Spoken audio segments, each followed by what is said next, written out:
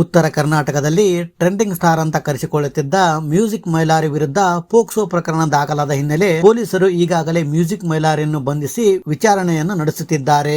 ಇವರಂತೆ ಕೆಲವೊಂದು ಆರ್ಕೆಸ್ಟ್ರಾ ತಂಡದವರು ಇಡೀ ಉತ್ತರ ಕರ್ನಾಟಕವನ್ನೇ ಗಬ್ಬೆಬ್ಬಿಸಿ ಬಿಡುತ್ತಿದ್ದಾರೆ. ಇವರು ಮದುವೆ ಮುಂಜಿಗಳಲ್ಲಿ, ಜಾತ್ರೆ ಜಂಗುಳುಗಳಲ್ಲಿ ರಾತ್ರಿಯೆಲ್ಲ ಜನರನ್ನು ಸೇರಿಸಿ ಹಾಡುತ್ತಿರುವ ಹಾಡುಗಳು ಜಾನಪದ ಹಾಡುಗಳೇ ಅಲ್ಲ, ಜಾನಪದ ಹಾಡುಗಳೆಂದು ಕರೆದು ಮೂಲ ಜಾನಪದ ಸಾಹಿತ್ಯಕ್ಕೆ ಕೆಟ್ಟ ಹೆಸರು ತರುತ್ತಿದ್ದಾರೆ. ಹೌದು, ಉತ್ತರ ಕರ್ನಾಟಕ ಸೇರಿದಂತೆ ರಾಜ್ಯದೆಲ್ಲೆಡೆ ಜಾನಪದ ಸಾಹಿತ್ಯದ ಮೇಲೆ ಅಪಾರವಾದ ಆಸಕ್ತಿ ಇದೆ. ಅದರಲ್ಲೂ ಮದುವೆಯಾದ ಹೆಣ್ಣು ತವರಿನ ಕುರಿತು ಹಾಡುವ ಹಾಡಾದ ತವರೂರ ಮನೆ ನೋಡ ಬಂದೆ, ತಾಯಿ ನೆನಪಾಗಿ ಕಣ್ಣೀರ ತಂದೆ ಎನ್ನುವ ಹಾಡು, ಸಾಲಕ್ಕೆ ಹೂವಿಲ್ಲ ಸಾಲಕ್ಕೆ ಕೊನೆಯಲ್ಲ, ಜಾಲಿಯ ಮರವು ನೆರಳಲ್ಲ ಎನ್ನುವ ಹಾಡು, ಯಾರ ಹೊಲ ಯಾರ ಮನೆ ಮೆಚ್ಚಿ ಕುಂತೆ ಸುಳ್ಳೆಯಲ್ಲ ಎನ್ನುವ ಹಾಡು, ಊರ ಮುಂದಿನ ಬಾವಿ ಯಾರು ತೋಡಿದರೇನು, ಕಾಲು ಜಾರಿದರೆ ಕೈಲಾಸ, ಮಗಳೇ ಮನವು ಜಾರಿದರೆ ವನವಾಸ ಎನ್ನುವ ಹಾಡು. ಹೀಗೆ ಹೇಳುತ್ತಾ ಹೋದರೆ ಇನ್ನೂ 10 ಹಾಡುಗಳು ಇಂದಿಗೂ ಕಿವಿಯಲ್ಲಿ ಗುನುಗುವಂತೆ ಮಾಡುತ್ತವೆ. ಮೊದಲಿನ ಜಾನಪದ ಹಾಡುಗಳಿಗೆ ನಿಖರವಾದ ಲಿಖಿತ ಸಾಹಿತ್ಯ ಇರಲಿಲ್ಲ. ಅವು ಜನರ ಬಾಯಿಂದ ಬಾಯಿಗೆ ಹರಿದು ನಮ್ಮ ಬದುಕಿನ ಭಾಗವಾಗಿ ಬಿಟ್ಟಿದ್ದವು.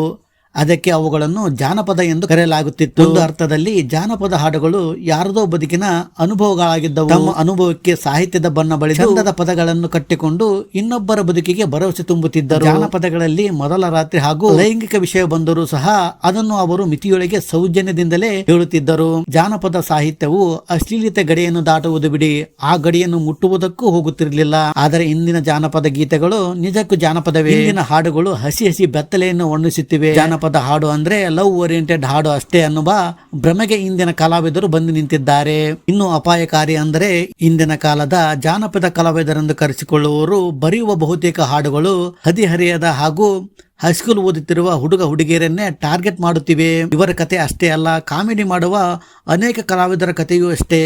ಇಂದಿನ ಯುವಜನತೆ ಎತ್ತ ಸಾಗುತ್ತಿದೆ ಅನ್ನುವ ಪ್ರಶ್ನೆ ಮೂಡುತ್ತದೆ. ಅಷ್ಟೇ ಅಲ್ಲದೆ ಇಂದಿನ ದಿನಗಳಲ್ಲಿ ಎಷ್ಟೇ ಜಾಗೃತಿ ವಹಿಸಿದರೂ ಮಕ್ಕಳ ಕೈಯಲ್ಲಿ ಮೊಬೈಲ್ ಹೋಗುತ್ತೆ.